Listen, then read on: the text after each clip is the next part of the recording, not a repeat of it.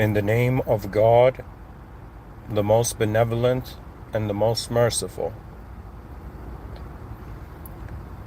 In honor of the presence of the original unconditional moment of being that all moments have arisen from. In honor of the presence of the original reality.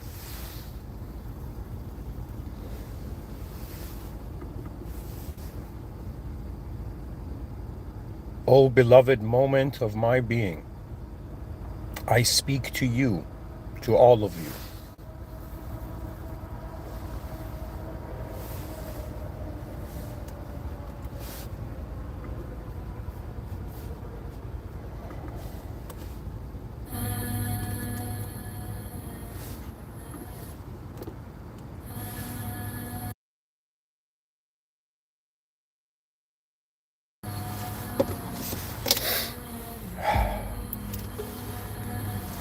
This moment is a moment of my existence and the experience of my existence. And so this moment is what I find of myself.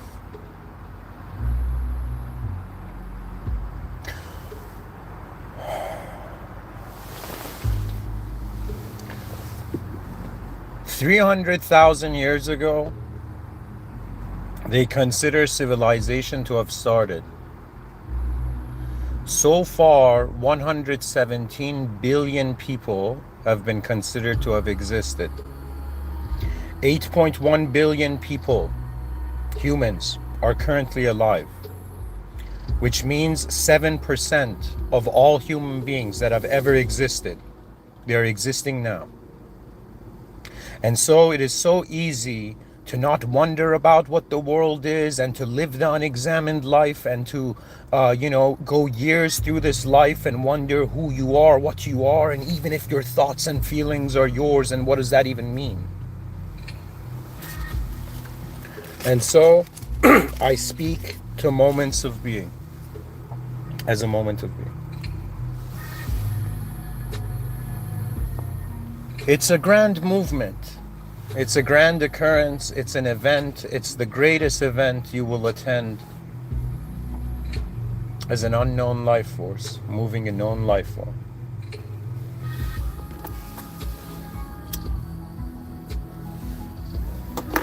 And so,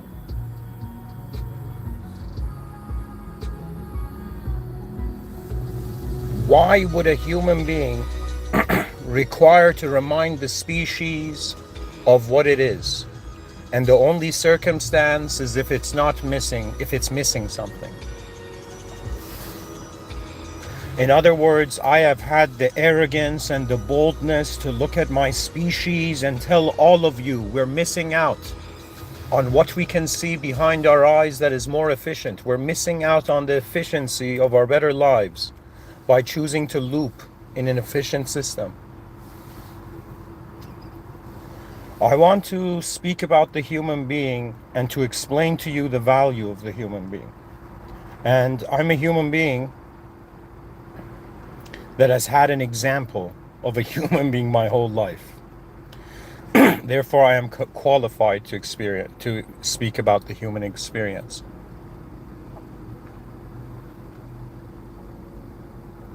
Stories have to begin somewhere.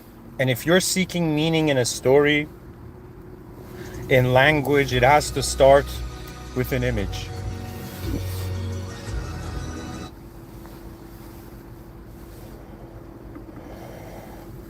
All right, let's step this up a notch. There is a feeling in me that is beyond me. You know, my whole life has been a sort of discovery of what I am and what this is. And so, oh my species, we all loop in this normal, in quotations, societies and civilization. But it is not normal. It is the weirdest thing. It is freaky. And what is freaky is not the unknown. It is the known. And there will come a moment where you will be fascinated by the unknown and you will realize the known doesn't make sense, not the unknown. They have brainwashed the species, so the unknown doesn't make sense, the known makes sense. The known is a limited perspective on a very vast system. The system is changing. Let's look at what the human species is. I'm gonna do a research component at the end. I'm gonna ask AI to see what AI sees, but I will explain to you what I see. What is the value? Why am I not like every other human being, minding my own business in my small world, and looping till the day I die? Why do I find myself brought to the moment where the intensities of the realm are concluding? In other words, it's like this. If you can speak the language, you can understand the language, you can access the realities. Okay, so that means if you're someone, I don't know, born in Canada and you go to Italy and you don't know Italian, do you know? You are just limited to others gracing you with their awareness that they know the language you don't. And so forget the languages, forget all the languages of the planet for a second. Treat your moment of existence as an expression of a language. That means one of the most fascinating things in life they don't teach, and it's so weird. They teach you how to speak, they teach you what language is, but they don't teach you its role. They don't explain it, and it's so bizarre because the educational system is just presenting language to the minds of the younger generations. So for me, this world shifted into being like, okay, let me forget about what exists to itself. Boring. Do you know what is being communicated here? That means, yes, I acknowledge I am not the world.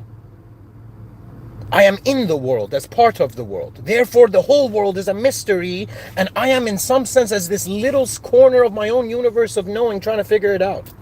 Okay? And then you're going to realize, when you dwell in your inner realms for a while, you're going to realize that moments have authorizations of activation, not based on how many ideas you have, but based on the souls that attend.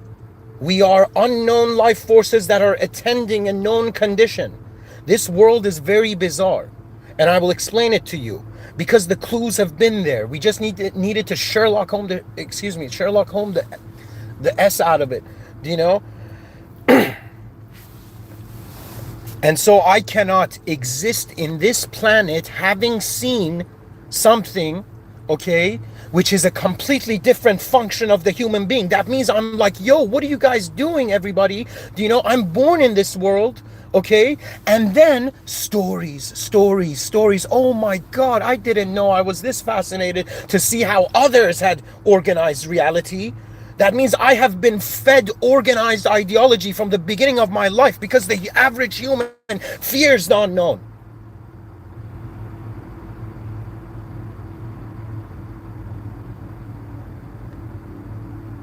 Do you know there's something in human psychology that is so funny to me? Okay?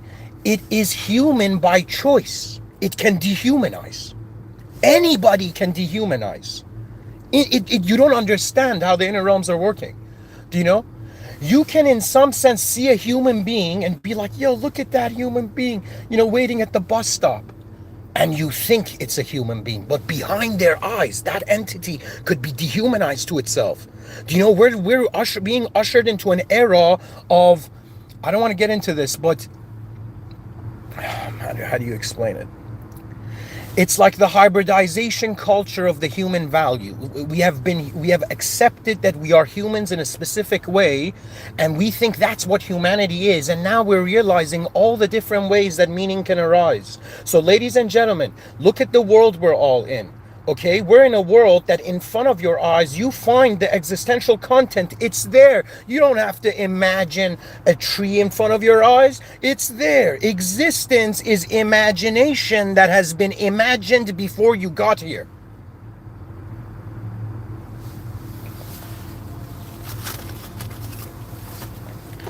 There is moments you don't understand. Like when I give these lectures, right? You guys might not understand why I am so passionate about the legacy of the future of the human species. Because what they don't teach you is that your mind can live ahead of your moment. And if you truly become acquainted with how your mind lives ahead of the moment, you can run so far in your inner realms into a probabilized future.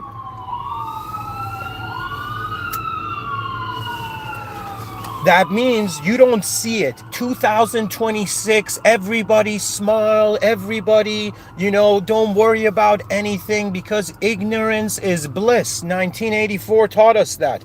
Ignorance is bliss. You don't need to change when you loop so well. Do you know? But it is life's greatest calling. That means it is the calling of the unknown. That means you are a being you do not know. You do not know who you are.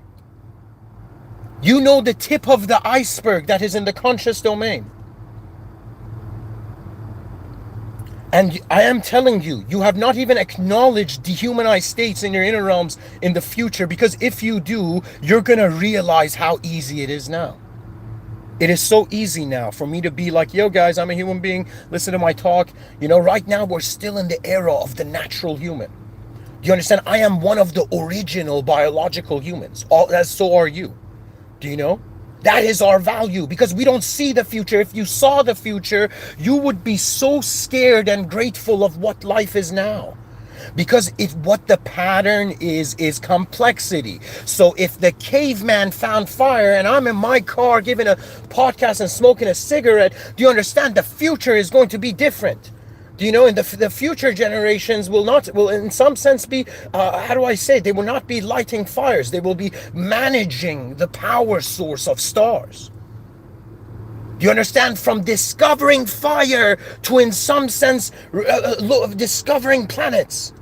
It is a huge step, so we do not know how the future will be. Do you understand? But in my inner realms, I see. Just like you see an impatient person and you see that they're going to make a mistake. You see it before it happens. That is the privilege of the mind. Pretty much the mind is how you access life before you access it. Or let me say it differently. You receive the forms. That means in front of my eyes, I'm in a world of form. That means so many philosophers. You don't know. I'm actually a pretty self-aware person. Even not aware beyond of myself. Because I'm always interested to realize that how have human beings looked at this world. For me, equations don't matter. Knowledge does. The only way knowledge matters is what have you seen that we all haven't seen yet. That is your value. And when every 8 billion human beings realize that they have DNAs no other human being has. They have an ability to be an intelligent expression in a realm that nobody else has. It doesn't matter how weak, how strong, because the eyes of others are lost. That means you don't understand. I used to be a person, if somebody came beside me, let's say whether family members, friends, it doesn't matter, whoever it was, they would come beside me and they'd be like, man, I'm so upset, and when I was younger, I was like, oh, someone's upset, let's make them feel better, like a blind fool. And then I realized the hidden game behind everything, okay? Not behind everything, but beyond human psychology. And it's emotional invasion. Okay, emotional intrusion. And you don't understand. If they can control how you feel, you are done. It's done. If you cannot feel, if you've been looped into just feeling something, you don't understand. It is not intellectual certainty that gives you the confidence to go forth. It's when you feel you can't be defeated.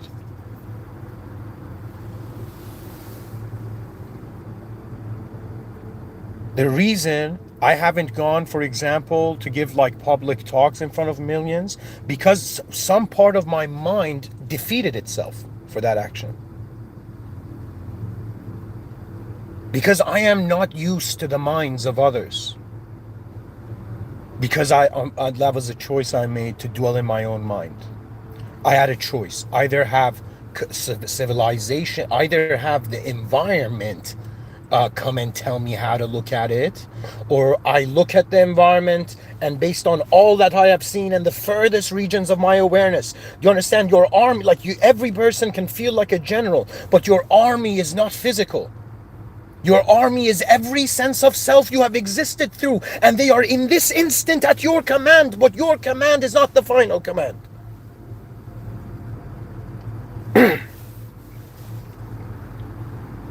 There was a character in one of the earliest games, and this was like if you were born in 1991, like Warcraft, Frozen Throne, Warcraft, um, something Chaos, I think. Do you know?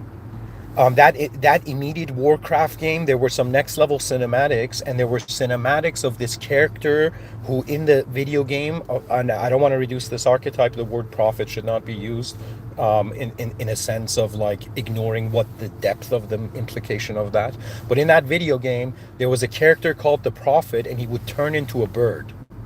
Okay, and he would go to kings and tell the kings and advise the kings, and then turn to a bird and go to another camp, go to another part of the world. And it was as if that entity was a being that was no longer living an individual life, because they were permitted to notice the greater games on this planet. So if you're playing a physical game on this planet, that's not the greatest game. If you're playing an intellectual game on this planet, that's still not the greatest game. Even if you're playing a game of love, okay, that's close to the greatest game, but the greatest truth is not an emotion. And this is the difficulty of everybody saying, God is love. I do not deny that. And God is all loving, all merciful. Do you understand? It's an absolute being. It has no imperfections. It has no incompleteness. It makes no mistakes. It is the idea of the unmistaken. It is the idea of the unconditional, when we as entities have only known the conditional. We have been living through conditions. That's what life has been, to maintain a coherent self through all these random changing conditions until we're no longer in the system. And is that what the human life is for? To just be be hidden underneath the rocks, of mediocrity, not realize that we are the original humans. We are the original humans. Right now, that means nothing to you guys. Because you have not seen the era of the artificial. You have not seen how the future will become dehumanized. And it is now. It is now the most important moment. You don't understand, because right now, I might be like, yo, man, I don't have any technology in my brain. I'm not inside a surveillance state connected to me. Do you know? Right now, in a technological surveillance state, right now, I'm a simple, natural, silly human. That simple, natural, silly human will be the last beacon of sacredness for those who are getting pushed into dehumanized. You have not seen, I've written about this in my sci-fi. I'm sorry, guys. Getting carried away. My science fiction is based on visions I receive of the future, but also I go all out, and it's like if I am filtering my speech here intentionally. In my science fiction, I in some sense unleash it all. Okay.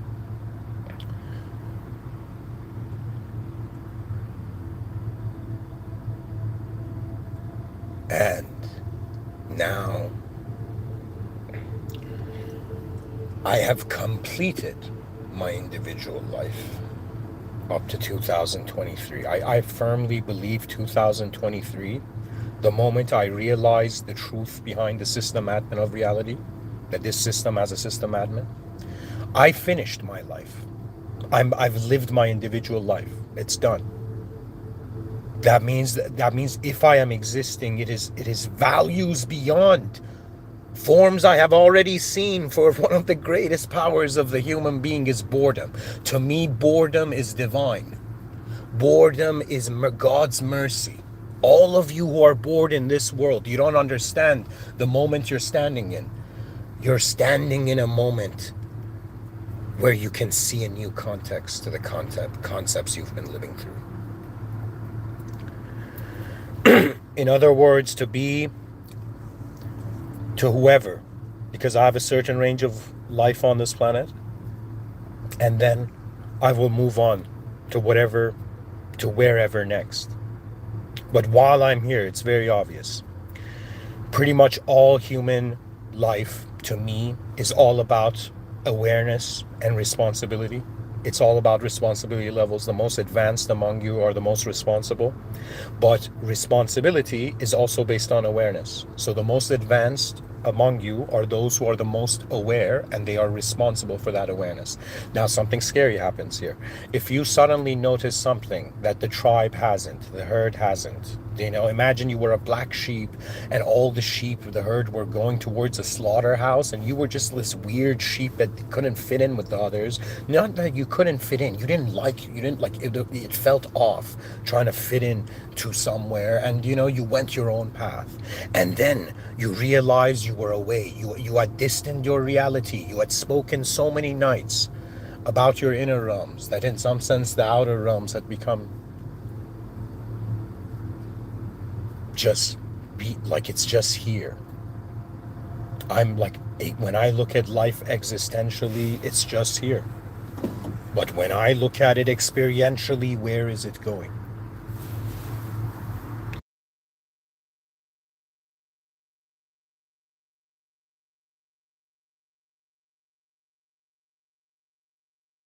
Right now, we have not reached the era of honest marketing. We have not reached the era of pure honesty. The civilization is going to understand, every human being is going to understand that to truly be present in the future, we must prioritize the biological, natural, simple human experience over all ideology that aims to become the human. That means you don't understand. Anybody who's heard of this, like if you've heard in religion the idea of like demons possessing people, or like what is it, some interdimensional beings like possessing people, okay? Guess what? It is not just demons, it is existence. Existence is trying to possess the experience, so the experience loops. That means existence is feeding on the experiential. But the experiential is not just the experiential. The awakening of mankind is that moment where you will not feel a human, like a human alone. There will come a day, whoever you are listening to me, I don't care if you're human, this is unavoidable. And it is the most remarkable moment in history, where just like how Pokemon evolved, suddenly humans realized they have made us fragment, divide, and conquer ourselves. And when I say they, I am not speaking about the ignorant humans on earth who are powerful. I am speaking about the anti-human moderator, the anti-human force, because what we think is an earthly game is actually a celestial game. And what we think is a celestial game is in some sense the command of the highest moment, the original moment. Do you know how God can be processed by the human mind? It was the moment before the room arrived to contain anything.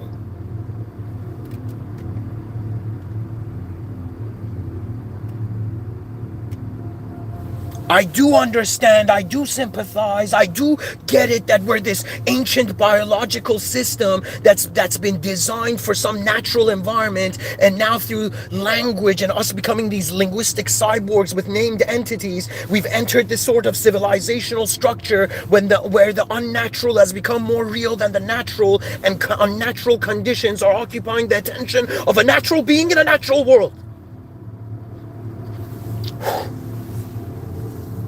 And that's nothing compared to what's happening. That means if I was to ideologically explain to you how civilization is evolving, it's legit like monsters. Okay, like let me explain. A monster arises and is like, yo, I'm powerful, I can take this. Do you know? And these monsters arrive who try to own the world. But they don't get it. A bigger monster arrives and devours them. And then a bigger monster than that monster arrives and devours. That means I am telling you, oh souls of humanity, before you are good and bad, that's a decision. Before you make a decision, what are you? Are you a good person or a bad person? The decision makes you good and bad. And the decision is based on your vision of reality. And you have to understand that in front of your eyes, you find the forms, but behind your eyes, you fulfill the meaning. You color in the picture book, the coloring book you find in front of your eyes. The coloring book is existence. The coloring it in is the experience of existence by an unknown power. So to me, the game changed. That means if you ask me, I talk about the human species because I've realized it's a war of attention. This world is no longer a normal world. This world is based on attention. That means if a bad idea is more shiny than a good idea, people go towards the shiny because it's this mass mentality, of trying to fit in a world that you don't even know what it is. Everybody's trying to fit into an unknown world. But how can you if you don't acknowledge the unknown presence of your own being? I speak to you not as just a human. I speak to you as the furthest reaches of the awareness of the human. How dare you see an advanced reality behind your eyes and yet in front of your eyes still loop in the old?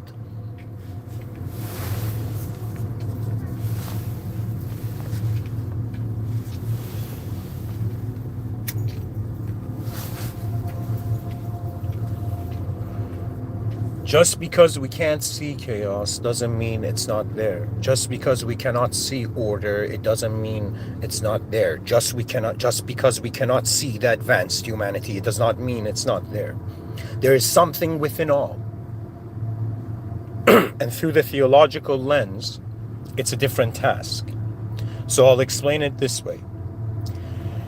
To call and treat what's happening in this moment as 8 billion humans on a planet is 1/3 of the actual picture. 1/4 of the actual picture. Okay? So all of us are living in 1/4 of the world. This is not the full reality. And if you believe this to be the full reality, you have believed the room of a mansion to be the whole mansion. How dare you? Do you know what I mean? There is greater rooms. And when you understand this, you are no longer a physical being. Because you understand the generation of meaning to the forms found is not physical. And this is the hardest thing. I feel like I kind of feel bad for secular society, because let me explain why. Because you chose to see emptiness first. But emptiness cannot exist. And if emptiness cannot exist, one angle of the duality of the realm doesn't make sense. That means it's obvious. It's the Truman Show.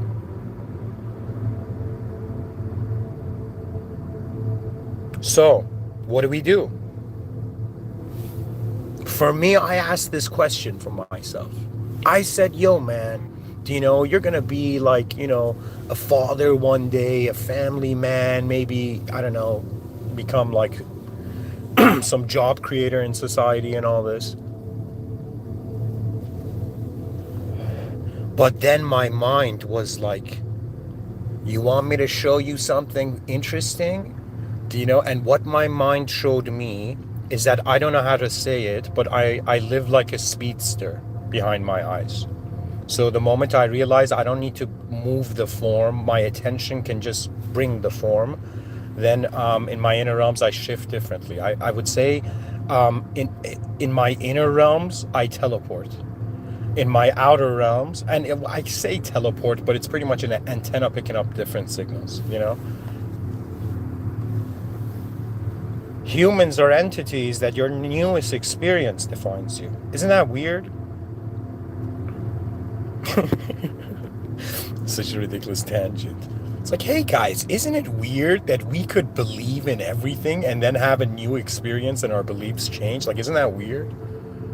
That just by the nature of experience, the conceptual solidification of reality fluidifies.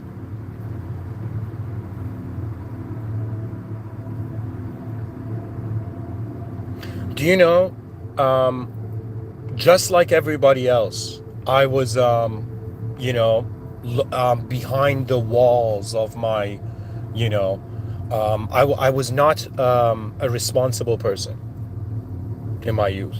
I was in certain areas. Anything I cared about, it seemed like I treated it better.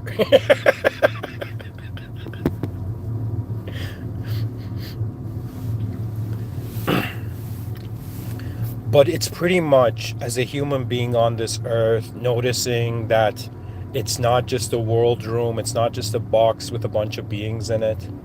Okay, it's a dynamic system, the clues are all there, right? So the ontology diffuses or pretty much not debunks, but like, you know, re-renders the epistemology. That means like, you're conditioned in this world and you're like, yeah man, I'm this named person with a backstory in the story of the world, right? That's how we're conditioned.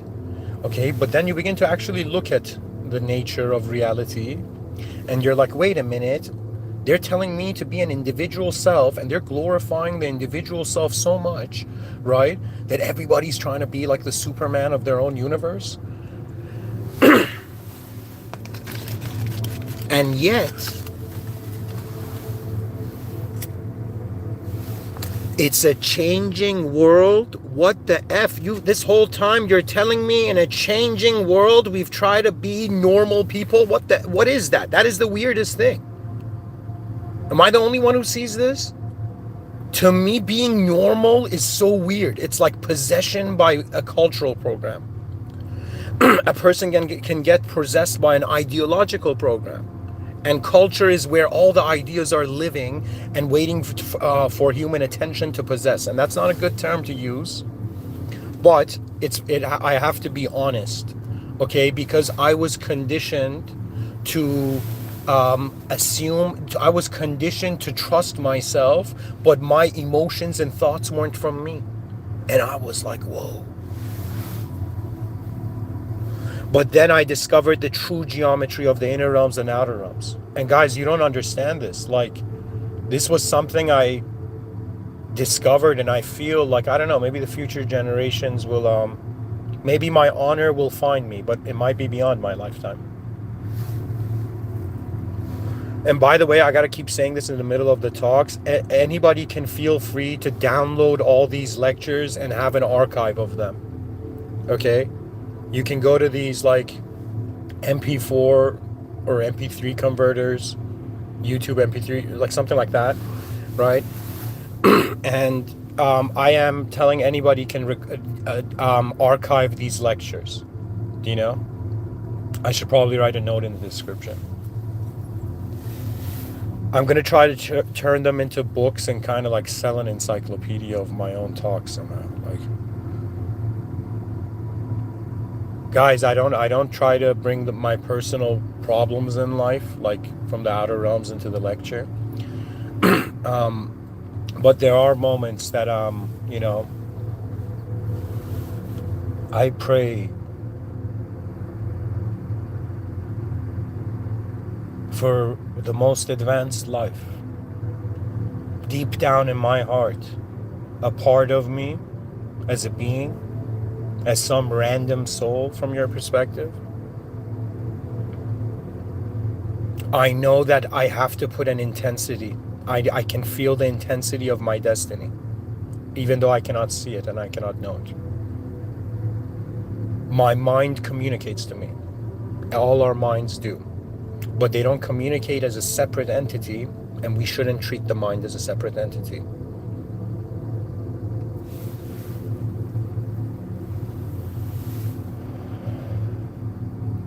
So it's not natural for a ancient biological system to function in a modern environment where it has to organize itself based on an idea all the time, right? So that's how we're living, but that's not what we're made for. But we have, like, this is what's happened. I can't argue with the past. It's done. This is why my attitude to my own past is I salute the memories and I release them.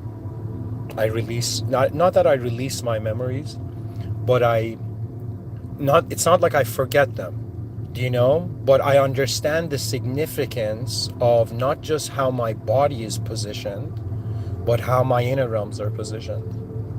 Like right now, I'll explain it to you. In the outer realms, I'm just sitting in a car with my laptop, like I'm like in front of me. But from where this voice is coming from, I am the awareness to the whole moment. It's just, it's special. It focalizes through the eyes. Do you know? And so this life is fascinating because a human being eats food and forgets that food. They ate that food. Do you know what I mean? Right? That food goes and becomes a part of them, which means the human intelligence is something that normalizes what it receives. This is why when you do something for someone, if you constantly do favors for someone, they're gonna at some point normalize that behavior and be like, "Yo, man, if you're not doing favors for me, you're not my friend," and that's psychotic. Like that's just like messy in a row. You know. Now we go back to the question, who are we really? And what am I reminding the species of? Why do I care? Why should an individual human being on Earth that is busy trying to externally survive internally care about the future? Because most people are either too busy or too tired to care for the future. But it's where everything is going. I realize the New Age community is amplifying the here and now. Do you know all ideological systems are amplifying the past? So far? And I was like, what about the future? What about the advanced humanity? What about our potential? Why do we have minds that can see advanced realities when we're not in them? I can imagine parking a flying car between two skyscrapers and stepping onto a balcony, just like how you would get off a boat, do you know? Like at the thousandth, like 1000th second floor, do you know? Beyond the clouds or something. I can imagine that, but we don't have buildings that tall. We don't have technology like that. And so I ask myself, why in 2026 am I accessing an archetype that exists in the probable future? So that's the thing. We're not just human beings, we are receivers. And of course, the brain is processing information, but the brain is doing something weird. It's processing the information and then rebranding itself, yo. Do you know?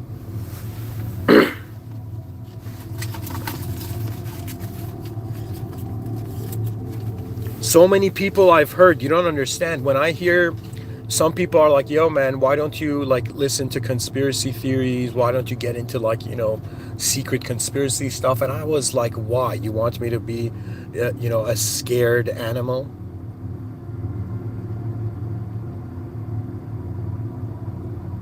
The reason in some sense, even if people are like, yo, man, this earth is not round, it's flat, and it's like, it's like a promised Neverland situation, do you know? And for me, I'd be like, so what? I am a being that has access to a certain biological organism's power. Because what they don't tell you, that you are nobody unless you choose. But what is choosing? That means before you chose to be someone, what were you that chose? And then you'll get this eerie feeling that, oh, I see why Mr. Within is saying we're unknown selves in an unknown world, and all of human knowledge and the known realms are just, we're simulating a known self in a known world, but both of those are simulated in an unknown world. So in somewhere that nobody knows what's going on, okay, some people figured out some things that were going on, and they've limited in their realities to looping in those. right? And so more than ever, the genius of the philosopher will be shown. 2026 up to I think 2030, okay, is when philosophers on the planet are going to activate. I'm not even kidding, guys. You don't get it. Like, because that we are reaching that point where we cannot avoid questions. And you know what a philosopher is? Somebody who's not afraid to ask questions. That means all those kids in imagine like your schooling days in your classroom or something, all those kids that were too shy to ask a question, do you know? And then there was some kid who didn't care like what anybody thought and asked the question. Didn't even care if the teacher reduces value in their answer because the answer was obvious or something. To me, it is about how do I value my conscious existence? Okay, I'm doing it experientially. So what am I doing experientially? I am taking the forms in front of my eyes, and behind my eyes, they are translating. So what it is like it reflects. So what's in front of my eyes, I see it in my imagination, but my imagination can shift it as if the inner realms is an unconditional room where you can endlessly imagine, like, I don't know, an apple or an orange hovering in the air, right?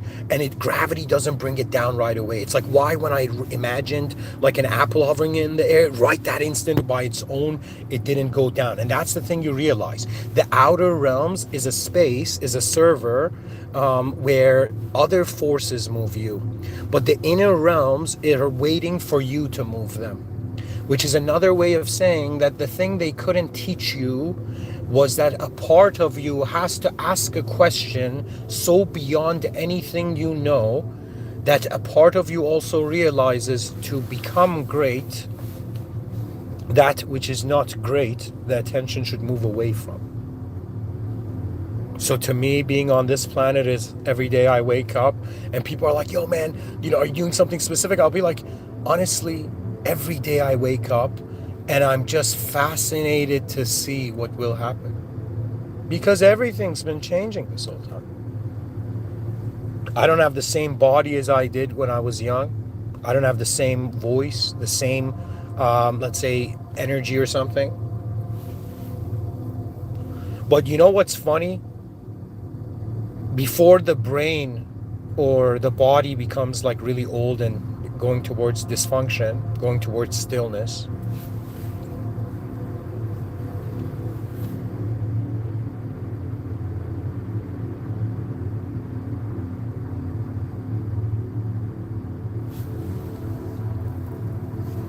I don't know, life is an opportunity to see what was actually going on. It's not per se humility. That means like I had to find a strategy that was, I kind of outsmarted my ego. And I came into this conclusion. I did a calculation and I was like, okay, let's say right now I'm an ego. Just my ego is important and my desires. And let me just for a second visualize hedonism, just being defined by my desires, because when you define yourself, when you normalize something, then it's like you've accepted the pain.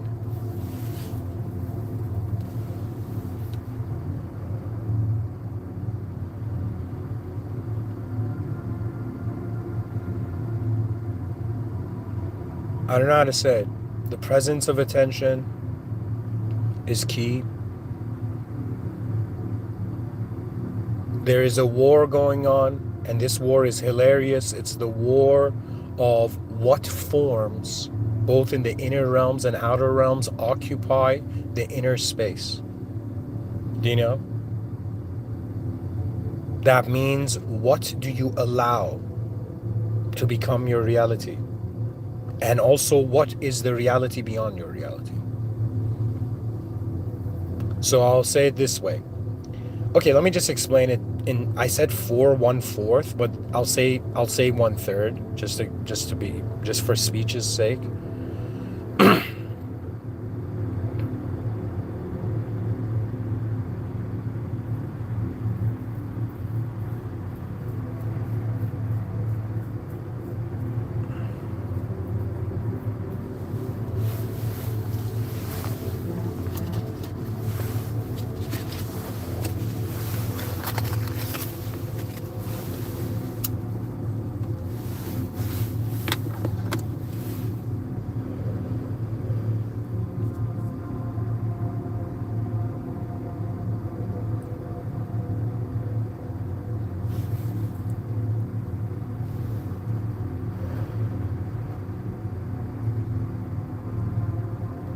In a changing world, in an unknown world, in a multi-layered world, and also in a simulated world, that means it experiences change consciously for some time, and then it returns to automated states of being. Do you know? And we do have this view that a person's soul leaves their body when they die, but I believe that they've already like imagine the soul is like a tenant, okay? And before the due date comes to like hand over like the house, right? Do you know what I mean? They empty the house. So that means like if a person, like, this might sound bizarre, but I think if I get, like, I would know if I'm going to die before I'm going to die, because I'm going to see like an iceberg, sectors of me, aspects of me drift, break apart. Because ultimately what they don't tell you is, yes, you have access to others. You have access to an external world. But the most important thing is to find a contentment with the presence of it all. That means, like, I was conditioned to be like chaos, evil, order, good. But then I saw ordered systems, generating chaos. And then I saw chaotic rebellions that were inspired by a hidden new order. And then do you know what I mean? So at some point in this life, I'm like, okay, because it's a dualistic world, I'm going to be like, just pushed aside. One day I'm going to wake up, I'm going to feel good. One day I'm going to wake up, I'm going to feel bad. That's it. That's the spectrum. It's legit like a seesaw. Do you know what I mean? Or like a sine wave, right? So to me, consciousness, human consciousness, is accessing existential form, but the way the existential form seems to be organized is through a dualism, where we have like high low, strong weak, night day, original simulated, visible invisible, truth true false. Do you see? It's just dualities, just duality everywhere. And in the middle of this duality in a dualistic world, like, it would have been an easier world if everybody was acknowledged as two people. But because we've are acknowledging ourselves as one individual in a dualistic world. Do you know what I mean? So that means chaos and order, the force, the aspect of your intelligence that singularizes you or allows you to experience yourself as an individual, is actually a duality. So this is why it's been so tough to figure out what we are, because it can be also seen that it's a dualistic condition. So to be an individual is actually the presence of a duality, but also it's a dualistic condition. But how do I explain it? It's like there's three corners of awareness when you're an individual. Do you know? It's like from one camera angle good, from one camera angle bad, and then there's one camera angle that is seeing the good and bad at the same time, therefore neither being good or bad. So the awareness cannot be conditionalized. We're like this unconditional life force of this, I guess, original moment, and we have been commanded into position. To me, when I say this realm is simulated, I don't often hear people in the comment section ask, like, how is it simulated?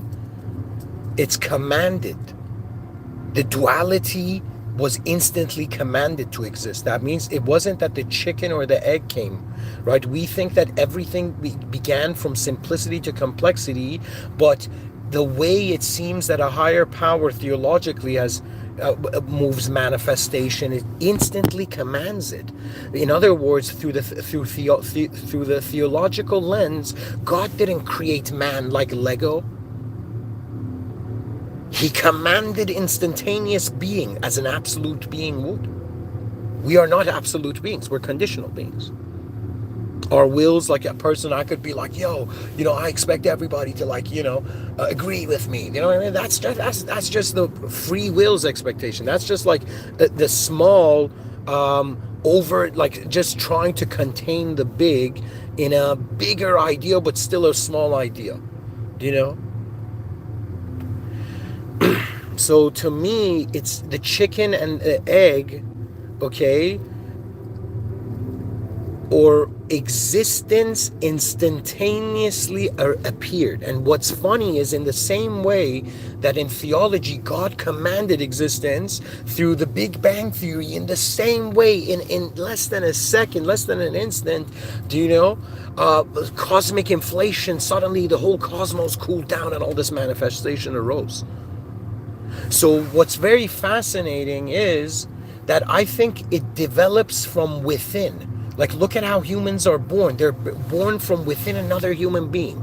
And it feels to me that, yes, from one angle we are in a world, but perhaps from another angle, the soul is how a world is, how it's birthing a world in a world, how new world is constantly. That means you can have this view that there is one you your whole life, or you can have a view that every instant that your attention to the moment brings in more, like you notice something different out of the moment. It's not the same you. It's like, yo man, have I been a countless selves my whole lifetime, or was I just one self? Do you know? Or was I the awareness to the original commands of reality? The human species, let me remind, this is what I'm trying to remind the human species. We have access to the source code. We can see it. Other species cannot. Other beings cannot. And just like how the system goes, you know, when one person advances, if they don't advance together, the others will bring them down, will bring the advanced person down. Do you know why? Because it's easier, do you know, to, how do I say it, adjust the world to you than actually look at things as if you're not just an eagle on a branch with one branch of a belief of knowledge. You know, you are the eagle that flies in the forest, and you don't need to be defined by your location. You are the presence that is the awareness to locality. This is why the soul is unknowable, because the world, or how would I say it, in classical illuminationist theory, they would say, like, they like, mind was a word that came later on. Before mind, they saw it as a notion of spirit.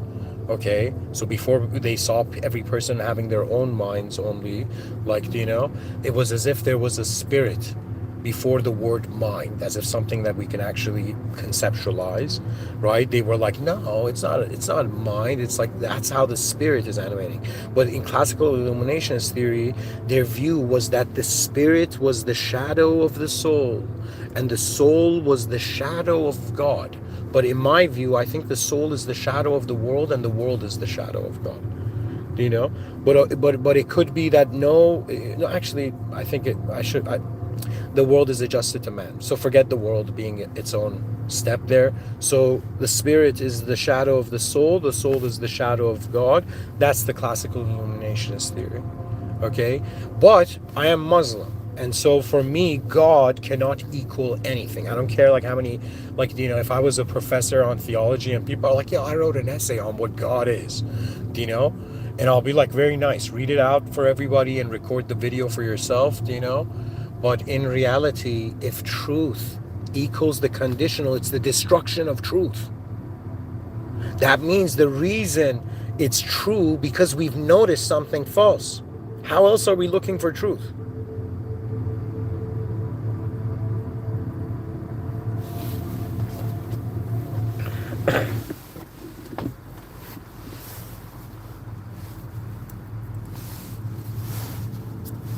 It is time for us to realize the advanced humanity arrives from within. When you start living behind your eyes in the most advanced reality your intelligence is capable of fathoming. That means, try this out, guys. When you speak to anyone or anybody, or even acknowledge yourself, I call this the advancement principle. Speak to their most advanced self. And what is speaking? Your most advanced self. The human species deserves the most advanced because we can envision it, because we have access to it.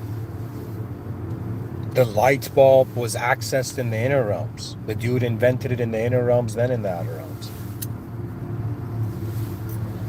In the same way, the future is invented in the inner realms before it manifests in the outer realms. So every individual right now is inventing their manifestation in the future to some degree, because it's not just us in the room. And I see it in this way, that this world has a host. That means, you know, who are we kidding? This world has an owner. I'm not joking. This world doesn't belong to us. We didn't create it. We're guests. We find ourselves here, yo. We didn't create this. Like, I didn't create that tree.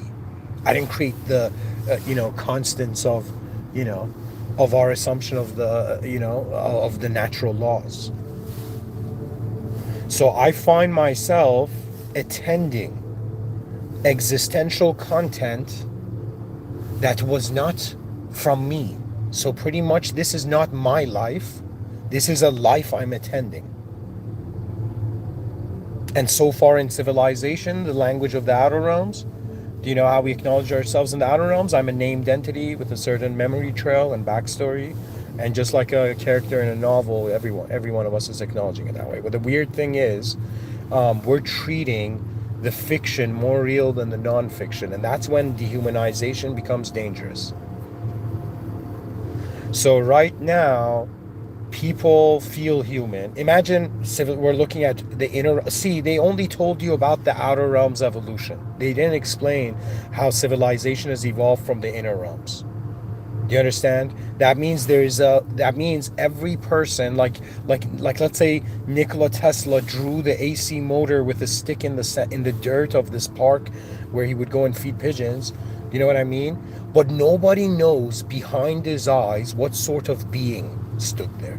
Just like you don't know what kind of being stands behind my eyes, and I have no clue what kind of being stands behind your eyes.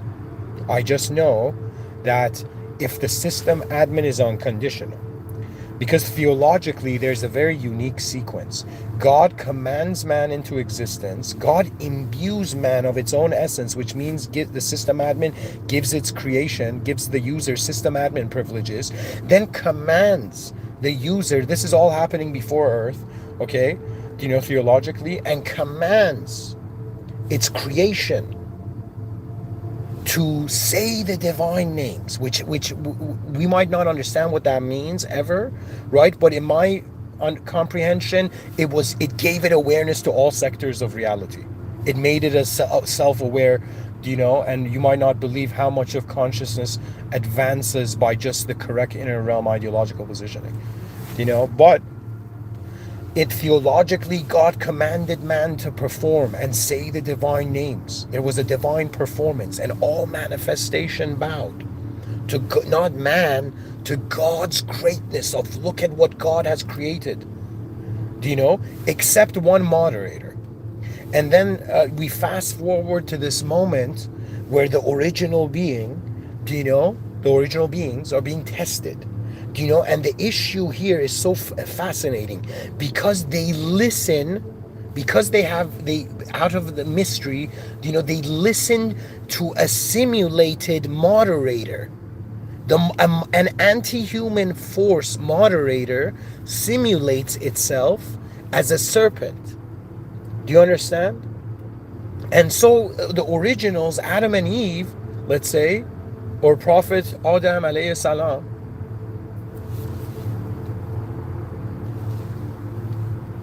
they listened to a simulated reality, and they forgot the original commands of their original power to everything. Do you understand? That means they chose the simulated instead of remembering the original.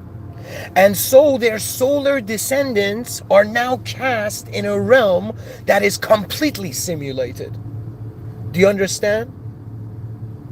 That means, this is going to sound bizarre, but we are inside an anti-human moderator's domain, but because that anti-human moderator is a created being, all created existence is in the domain of the original being. And the greatest test, that means if they were like, yo, what are they testing souls on earth on? Do you know how do we study for this test? The answer is simple.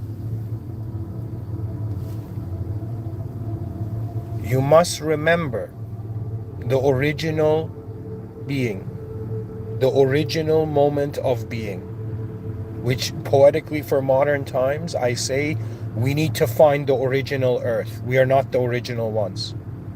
We are a simulation. We are a simulation. It's very clear. So we have to have the maturity and the wisdom and through God's mercy, the contentment to accept our position, which means to accept our responsibility, because your body, okay, like just when I said earlier all of life is about responsibility levels, it's because when you compare a 50-year-old man to a 5-year-old kid, the 5-year-old kid is only in their own inner realms, oblivious. Do you understand? Do you know? Doesn't pay the rent, doesn't care about anything, doesn't know the politics of the society they're functioning in. Do you know, like a child in their own world. And the child is just responsible for like its own body at first and its own small world, like it's in its own sphere of a world. Do you know?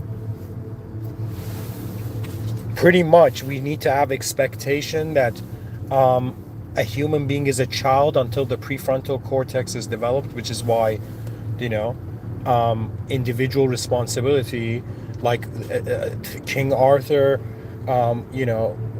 pulls Excalibur when it's the right time. Do you know what I mean? And what that means, okay, is that human identity, they psychologically develops, I think, up to the age of 14. The child has like a fixed opinion on itself, or can have a fixed opinion on itself. But when you look at the development of human psyche, there's so many factors that can influence that child's upbringing, from ideas that are not from it, but the environment programs within the child. You know, from emotions that are not from the child, but because the child doesn't understand what's happening, is burdened by emotions that are not its own.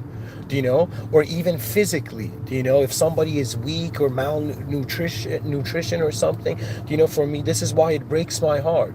Do you know that the biggest priority, that means if they were like, yo man, if you had all the money in the world, what would you do?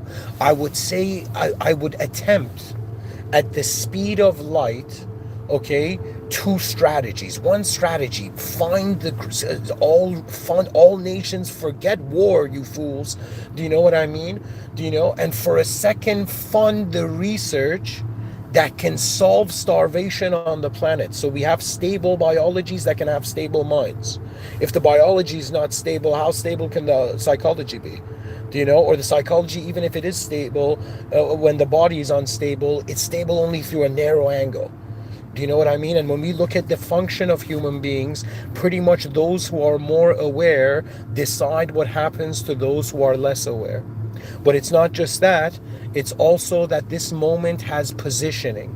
So to me, this might sound strange to the viewers, but it's like being alive is like I log into a film set. And right now, I'm this character doing this and playing this and acting this part. Okay, and then next moment, another acting protocol. And it's just like, okay, you know, I get it. Okay, we're on a film set. Okay, and the director and the actors think they are directing everything. Do you know? So so what's going on Earth is equivalent to actors thinking they are directors, but the director's already like has a budget and a timeline. Do you know what I mean? And the director's already moving the set. Do you know what I mean? So it's kind of like, I don't know how to say it. The director is the higher system administration of the realm. We're inside an existential simulated system, also a simulated testing zone. It's also within a divine surveillance state. Everything is logged. Nothing can be hidden in the inner realms from the system admin. From others, it's hidden. We have private inner realm access, you know, but in the outer realms, we simulate ourselves to the conditions, and we are a dynamic entity, so we cannot just have a static opinion on ourselves. So if anybody on the planet, you think you're a failure, you think you're a loser, you think you're weird, you think you don't belong, you think there's something wrong with you, like unless it's biological, okay, the only thing that's wrong with you is you being a being that has never existed before, thinking there's something wrong with it. Okay, that means we're living in a time where ideas possess people's inner realms, and that idea lingers in their inner realms for years until they realize they are not an idea. You are not an idea, so an idea can define you. Because the moment you think you're an idea, it's so easy for you to be entrapped. I'm not even kidding. If you believe you're an idea, if somebody comes and gives you an idea, a different idea, and you believe that, you're under their control.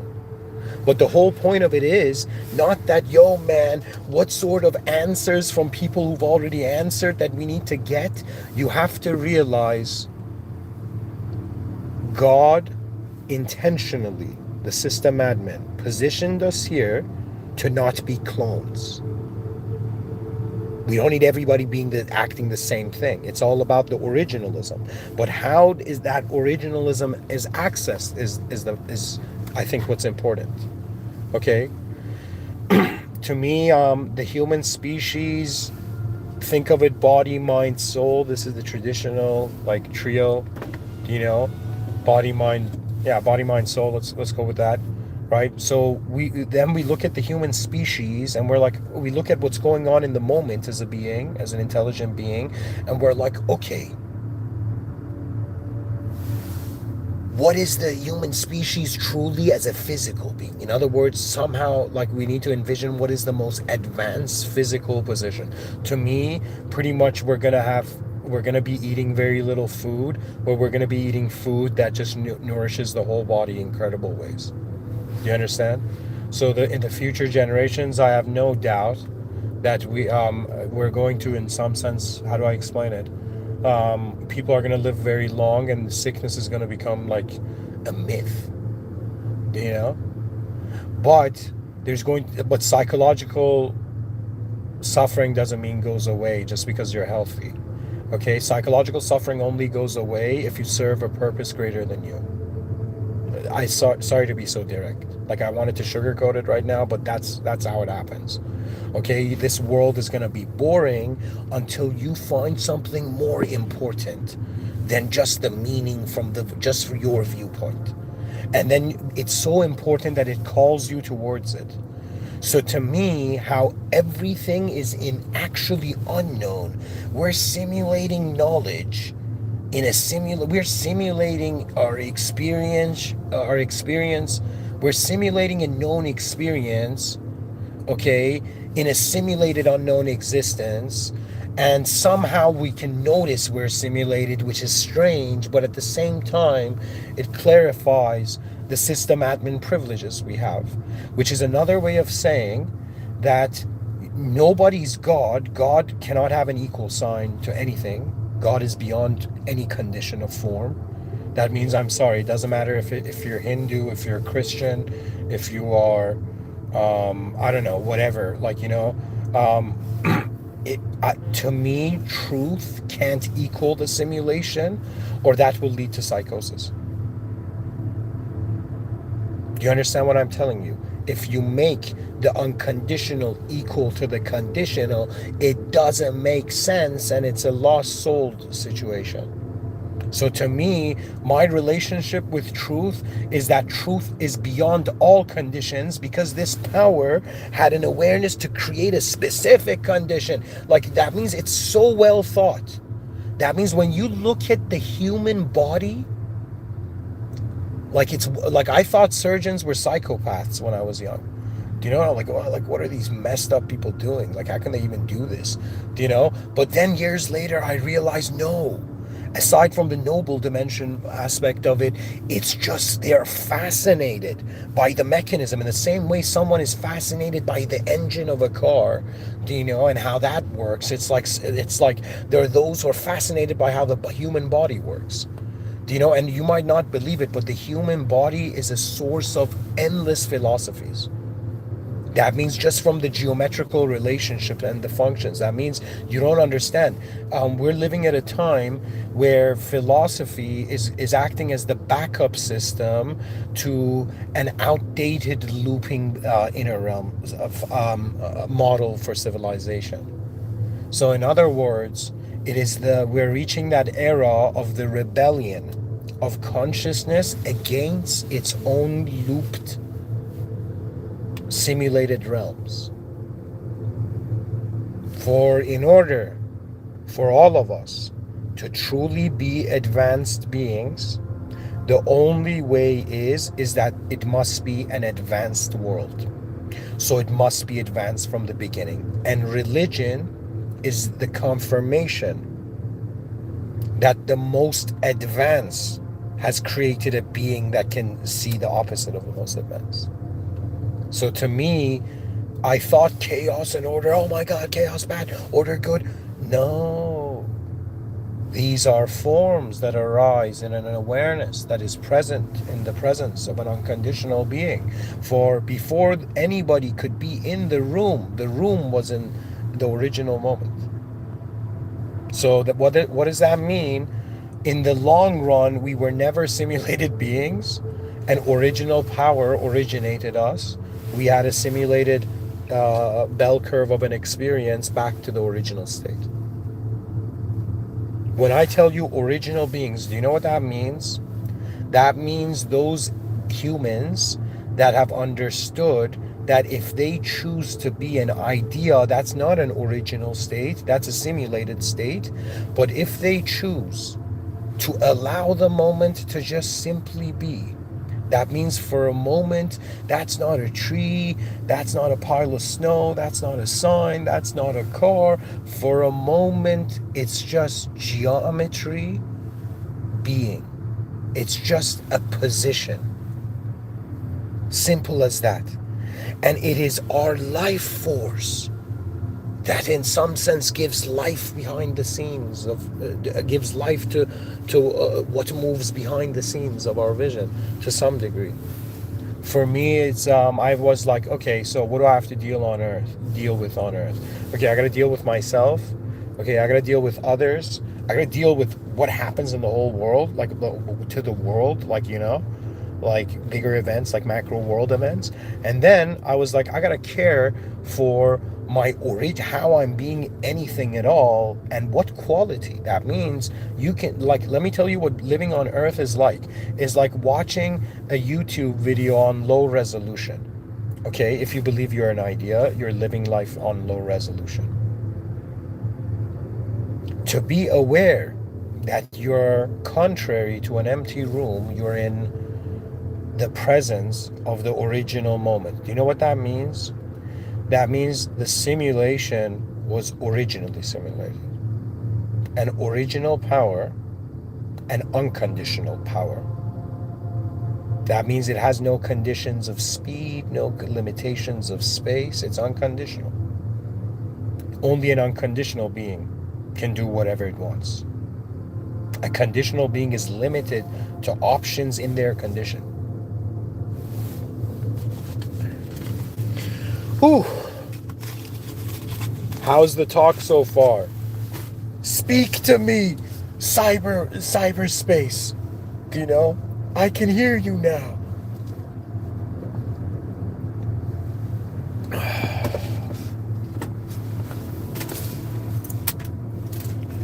They're like, what's it like living on Earth? It's honestly like a secret acting career. It's like, guys, you're not gonna believe it. Do you know? I've been acting my whole life, and if I decide to be an actor, maybe that's reality. Man, I really hope one of my biggest prayers is that God blesses the media industries of reality. The system admin blesses the hearts of all the beings in the media industry with purity and care for the greatness of their world. To me, I don't even care if you're an evil entity. I don't care if you're a good entity. I don't care if you're an angel or a devil, because that's in the domain of the unseen, and God it's in the system admin's jurisdiction. What? I care for the advancement of where we are playing the game, because many will come and play the game here. We're legit, okay? In a playing being alive, guys. Being alive on Earth is like you're playing soccer, okay? In this like court of like the schoolyard, and so many generations of people who've graduated from that school have played in that same yard, like in that same football field. That's what being alive on earth is. It's just our turn to exist, and there are many who will arrive and it will be their turn to exist. And so we have a choice to make, not in the sense that our life is just based on this choice, but I believe the choice is that if I choose to be an individual, reality is fragmented into past, present, future instantly.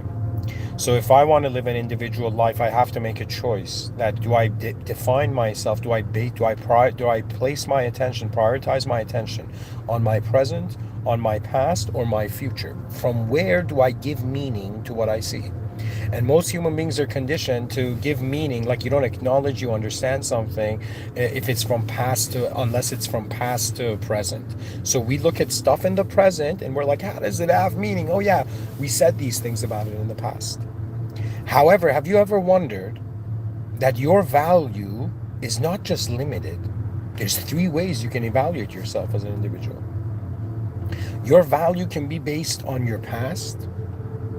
That means you are just who from like where you started up to now. However, you can also access a state where it's just the present. That's the new age community. They're all chilling. They're like, yo, man, why are you guys so happy and relaxed? And they're like, yeah, man, because it's all one. It's non-duality. Everything is God. The whole world is divine. Everybody's truth. Yay, everything's so easy. And I'm like, okay, the new age community is in its own world. Like in the middle of us having to advance civilization and be responsible for it, they're hiding in non-caves of non-duality.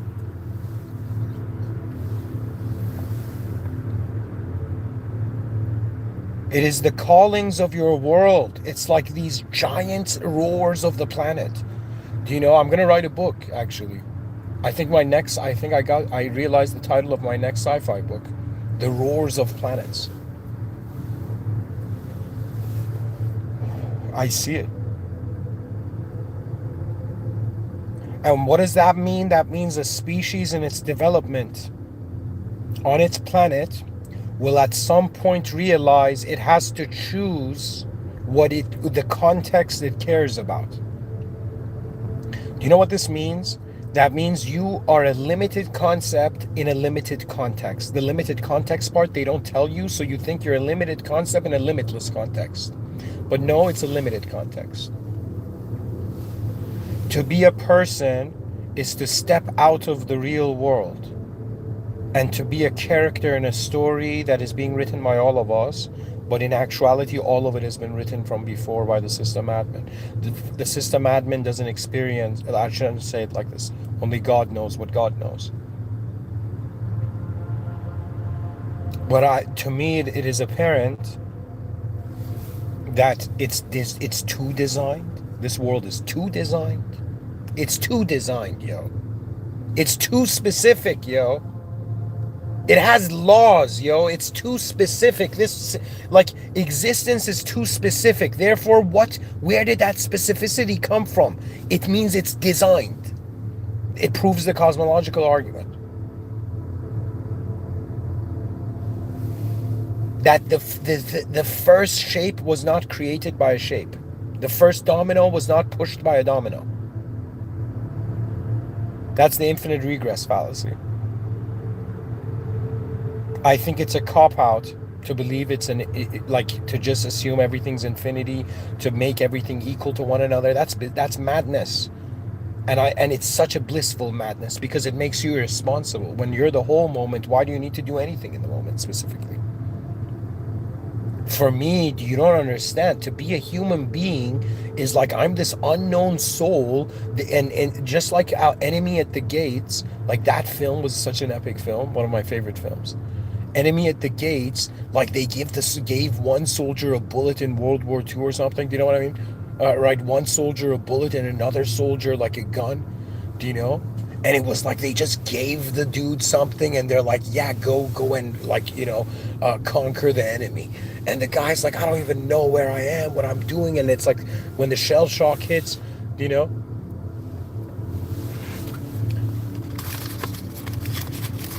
So to me, in the same way, souls are arriving on Earth, and they're all given a format, and it's up to them, based on the furthest reaches of their awareness,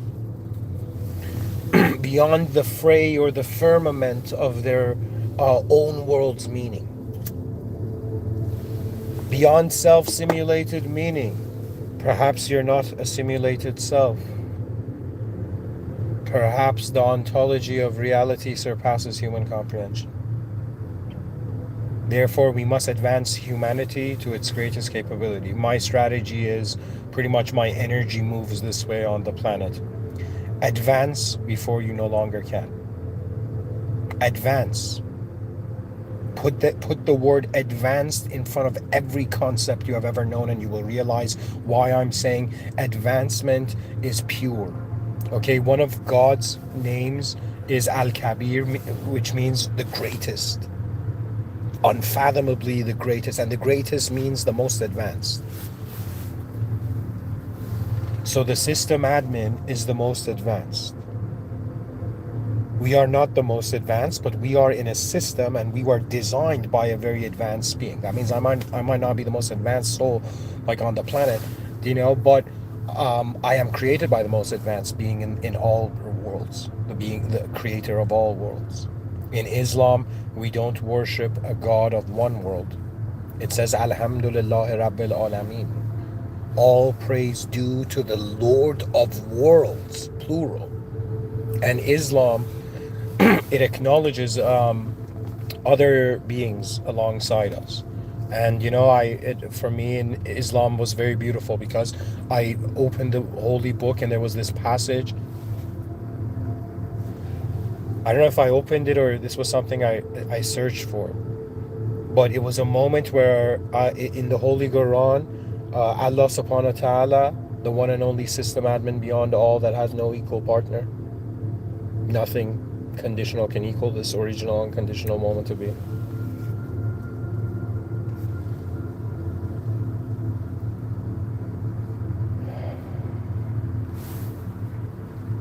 You live your own life until you notice the life, your species' life. You live the life of your species until you realize the Earth's life, the planet's life. You live the planet's life until you realize the sky, the atmosphere, and then you live the atmosphere's life. Then you live beyond the solar system in interstellar cities, from sky cities to interstellar cities. And advanced AI will be so advanced that it will go on, I've written about this in my sci-fi, it will go on inhabiting planets and discovering the whole cosmos. And human beings will just be there to procreate the whole universe. We're gonna animate as much solar power we can in this void. And of course, it's the God's will. No, in no way, I'm just a user, The system admin knows, and that's why I honor the system admin. I know. People think this life is a school, they have this view that, yeah, man, I've been reincarnating.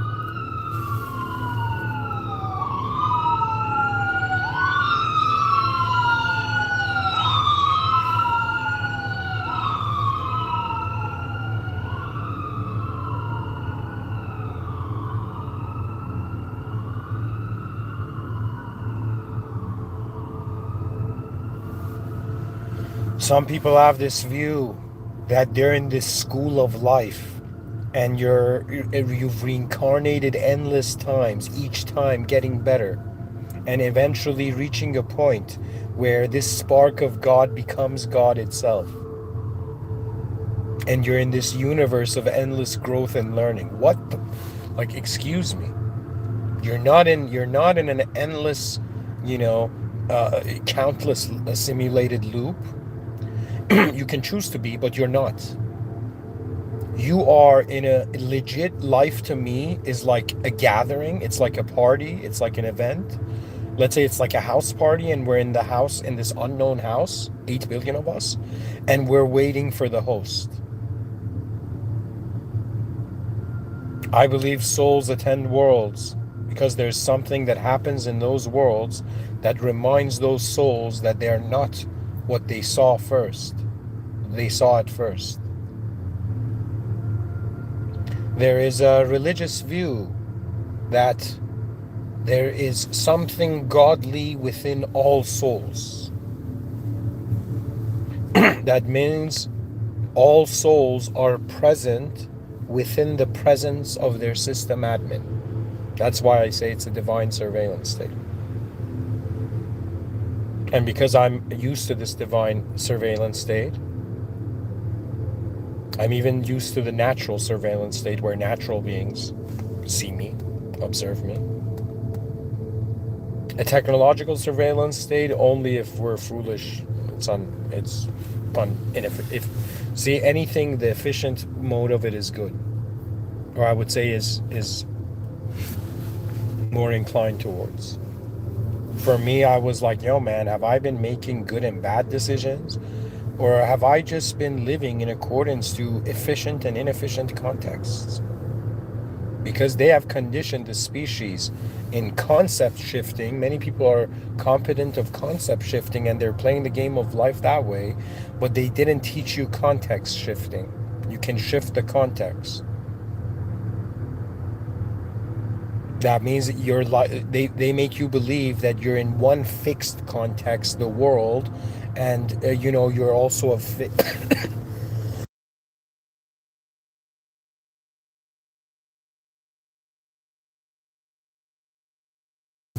and you're also just one fixed self.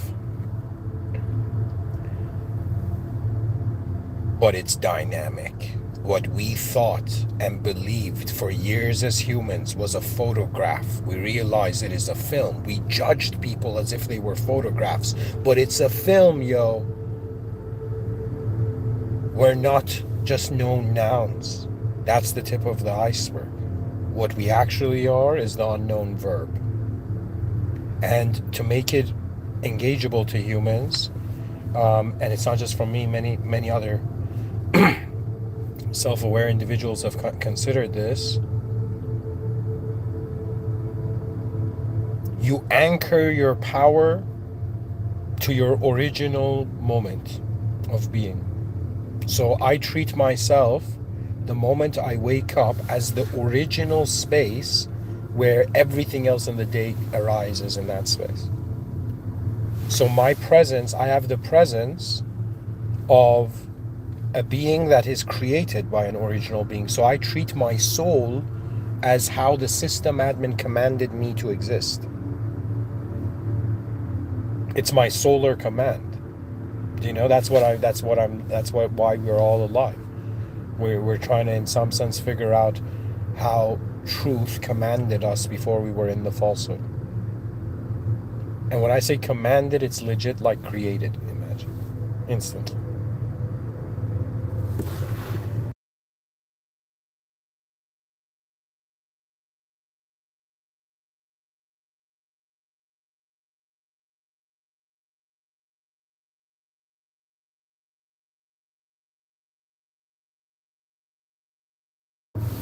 Okay, guys, so now I'm gonna go into the research component.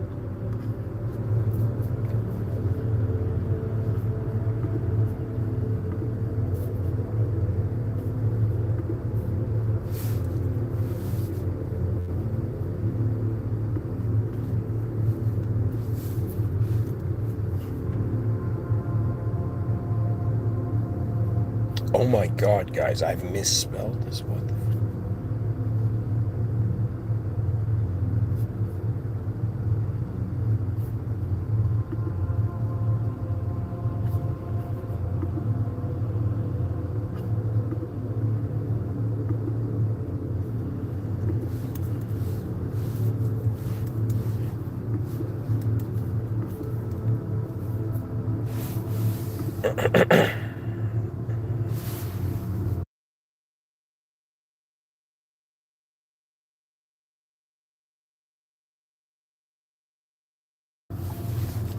Okay, so going to the research component.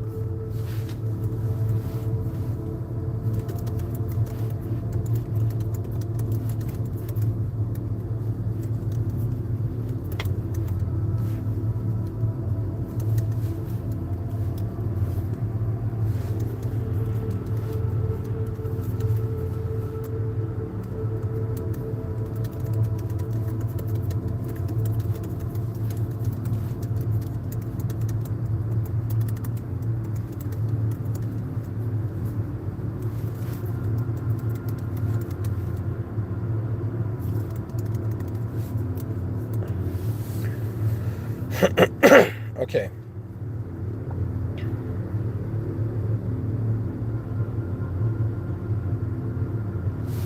Okay. So I asked AI to kind of, share what it thinks about this, about the sentence reminding my species who they are. This is Chat GPT 5.2. This is the research component of the lecture. The research component varies in different formats. Sometimes it's quote tunnels, sometimes it's stories, sometimes it's me reading how far AI sees things. So I'm going to read this for you. Okay, wait a minute.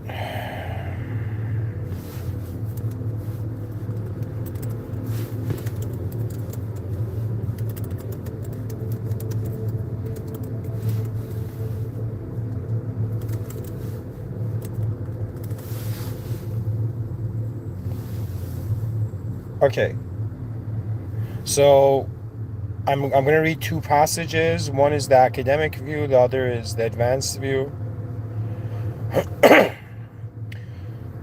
AI says, the academic view. From an academic standpoint, to remind a species who it is means to restore continuity between identity memory and collective purpose. So pretty much this sentence is spoken by someone, guys, who's trying to remind us of a collective purpose that perhaps is, has a value beyond how our individual identities currently perceive reality. But I want to keep reading. So from an academic standpoint, to remind the species who it is means to restore continuity between identity, memory, and collective purpose.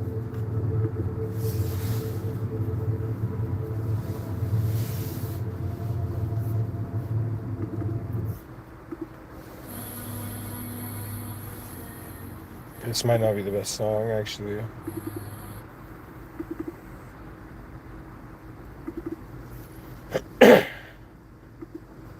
Okay. Human beings are not defined solely by biological traits, but by their capacity for self-reflection, symbolic thought, and long-term cultural transmission. Across disciplines, cognitive science, anthropology, evolutionary psychology, and philosophy, humans are understood as narrative organisms. We construct meaning through shared stories that situate individual lives within a broader temporal and social framework. Historically, civilizations maintained this continuity through myth, religion, education, and moral philosophy. These systems functioned as cognitive scaffolding, allowing individuals to internalize a sense of belonging, responsibility, and existential orientation. When such frameworks weaken or fragment, individuals experience identity diffusion, manifesting as alienation, anxiety, and a loss of meaning. Sociologists have described this condition as anomia. Psychologists observe it as a fragmentation of the self.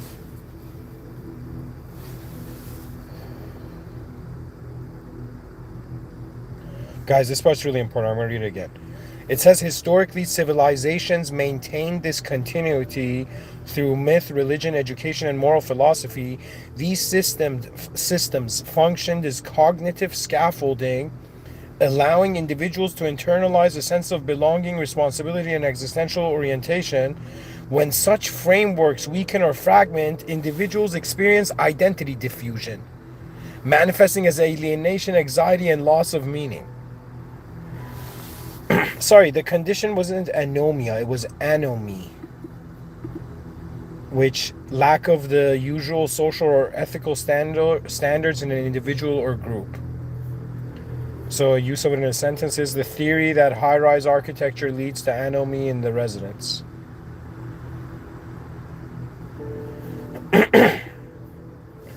Anyways, so I'll read that again. Sociologists have described this condition as anomie. Psychologists observe it as a fragmentation of the self. In modern societies, rapid technological change, hyper-individualism, and algorithmic mediation have disrupted traditionally identity-forming institutions without providing stable replacements.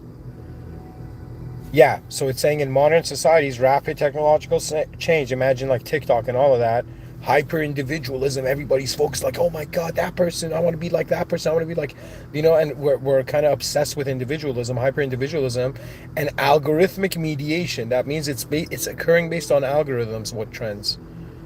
Mediation have disrupted traditional identity forming institutions without providing stable replacements. As a result, individuals are increasingly left to construct meaning alone, despite being neurologically and socially wired for. I'll read this whole thing again. In modern societies, rapid technological change, hyper-individualism, and algorithmic mediation have disrupted traditional identity formation institutions without providing stable replacements. As a result, individuals are increasingly left to construct meaning alone, despite being neurologically and socially wired for shared frameworks. This produces a paradox: unprecedented connectivity alongside profound existential isolation. Yeah, man, it's the whole dehumanization thing going on in culture, right? When a person is dehumanized by others, they feel like they're being a human in a world that nobody can. Uh, how do I say it? Nobody can. It's like they're not being treated like a human being, I guess. So anyways, I'm going to keep reading this. It says, this produces a paradox: unprecedented connectivity alongside profound existential isolation, to, in quotations, remind this species who they are, therefore, is not a nostalgic return to the past, but a cognitive and cultural intervention. It involves reestablishing shared narratives that integrate individual autonomy with collective responsibility, emotional life with rational structure, and present action with long-term consequences. From an academic perspective, the survival of advanced societies depends less on technological innovation than on the restoration of coherent identity systems capable of guiding human behavior at scale.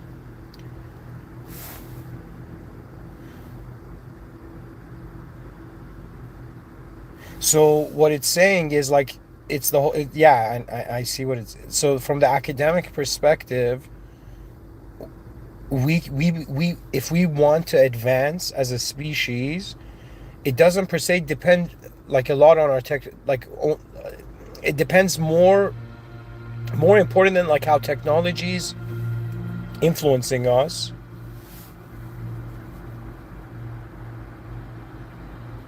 It's like our wisdom needs to increase. And that's another way of saying concepts have to become conscious of the context of their lives. And when you become responsible for the context of your life, that's when you're, I believe, actually human. When you realize you're not just responsible for the concept. And when I say responsible, it's based on ability, right? So you're responsible for what you're able to do. But at the same time, you don't know what you're able to do unless you really envision. That means for me, what fascinates me is to wonder about if I was what would the more advanced version of me be doing? How would it be seeing the moment? How many other viewpoints are there to the moment that I have not seen, that if I could somehow see would advance everything? So when I'm trying to remind the species, I'm saying we're not just like, ideas owning biological organisms and allowing them to only be functional in certain ways. All of us are unique. And it is now time to realize if everybody is living for their future self, they're living for a better future self, right? They're all trying to improve and whatnot. Well, guess what? If you're living for a more advanced self, that advanced self is gonna, it's ultimately, it's gonna be in an advanced world. Now, the thing we have to realize is we have to be responsible for our advanced world.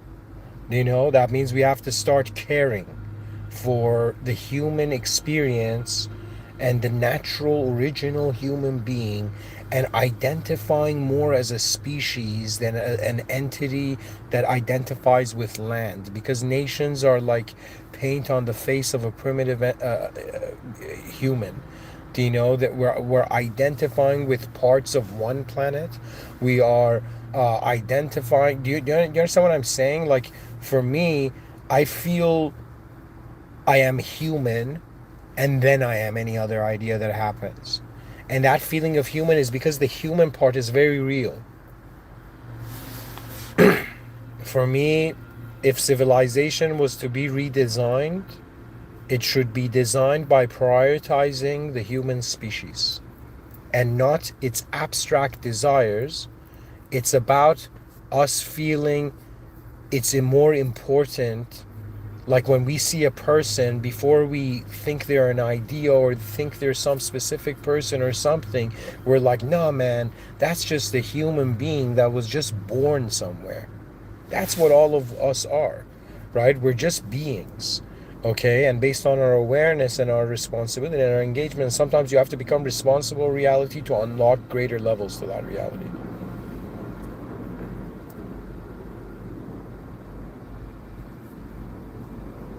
Somebody in the chat section says the lines have divided us for far too long. Yeah. So much of life's meaning is self-generated. It's given. It's like the world gives us existence and we give experience back. And that experience can shift existence. It's a symbiosis between a field of intelligence and a manifest realm, but there is a peculiarity of the soul being unknowable. So it's Mysterian also. But it is the command of the system admin. So for me, I was like, yeah, I got to, I discovered how I'm being human, but now I'm discovering how my mind is being a field and how all manifestation is the command of an original moment. And to that original moment, as a Muslim, all of it returns to the system admin, meaning death is not the finale. Death is not the final moment. That original force, unknown force within that simulated known form, returning to the original field.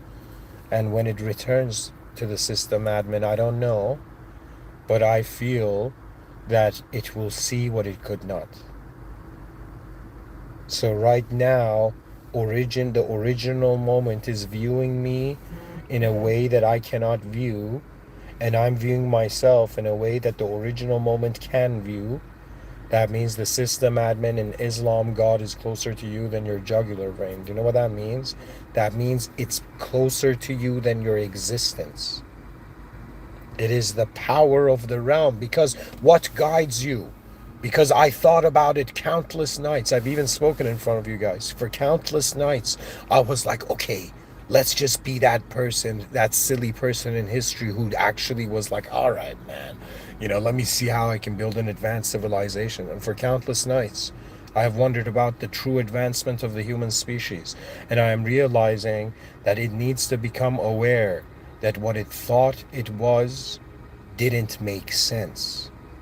And still, it's unknown. Still, we don't know where we are. We don't know what we are, and we don't know why things happen the way they do. But we know that the human free will is limited, because if it was absolute, if we were absolute beings, if I was like in my inner realm, I kind of get an experience of an absolute being. I can envision like an advanced civilization instantly. But in front of my eyes, I am not an absolute being. I'm a conditional entity. I'm a condition inside a condition inside a condition inside a condition. And there's so many conditions, and the system is so big and vast, and layered, that at some point you're like, okay, man, it's unknown. I get it. I get it that I am telling my own story in the middle of somewhere that had a presence to its reality before concepts existed. Anyways, thank you for listening. In the name of God, the most benevolent, the most merciful, and the most advanced. The system admin is the original power of reality. Go directly as a user to the system admin. That's what Islam means. Go to go towards the original moment, beyond all conditions of manifestation. And in all religions, that means I'm not Christian, but Christ pointed to the Father. Christ had a father, even though I don't believe God can be human. Because God is beyond human. Excuse me, I should say it differently. As a human, I can't accept any condition equating the unconditional, but the unconditional can do anything because it's an absolute being. That means as a human, I can't accept Christ as God, but from God's perspective, God can be anything and do anything, and it's God's will. Do you know? So we are inside the conditional metrics of an absolute being, which means we are experiencing an incomplete reality in a completed moment. Therefore, we must only fear the original, not being aware of the original. I am telling you, life becomes different when you don't treat everything as true, but you realize everything is being seen true because it's a condition. If you feel like a certain person, it's because it's a state of your consciousness. That means the whole state does not need to be defined by just specific interrelationships of elements in that state system. That means if you ask me, yo man, are you a biological human being? I'll be like, yeah, as an awareness to my whole moment, I find I see a biological body in my moment. And they're like, okay, do you have an ID? Can you have thoughts and names? I'm like, yeah, I can see these. These are stuff in my moment, but they are not the whole moment. So the presence of the actual world is unconditional. If God is an unconditional being,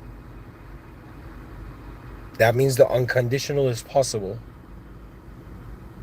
And therefore, an unconditional moment is like the location before the concept of location. So what does that mean? In the presence of the original power, these conditions have been created. So it's like realizing you're living in the commands of a higher power as a lower power. If you choose to only assume the lower power is important, or just individualize or take everything personally, or individualize reality to yourself, you miss out on the higher power. It's a low resolution life. So I will say it this way, guys, pretty much we don't know where we are. It's just like, this is what we find. And you have to look deep within yourself, within your heart, and truly see that, is this place empty or is it full? And because I have seen stuff that shouldn't be, that is, like us, all of us, it fascinates me. It fascinates me. I'm attending an event that I have a role in. I am grateful that I exist at all, that I am something in somewhere that is not even aware. Anyways, in honor of the original being, may all simulations advance. For if we performed in a great way in the heavenly domain, now in the earthly domain, our great performance and return to the original earth, the original life, the original moment. So, in other words, life can't be completely understood, but if you see it as a verb, then at least you understand the judgment doesn't need to be limited to frames of reality. Anyways, thank you for listening, and Alhamdulillah Rabbil Alameen. All praise due to the Lord of the worlds. My species, remember who you are. Remember in the presence of what existence is in. That means, have you wondered where existence is existing? And may God's mercy find the species. For once we remember the original power, the most advanced, we have a relationship with the most advanced power. Once the unconditional becomes your truth, the conditions of this world, they were simulations too. Thank you for listening.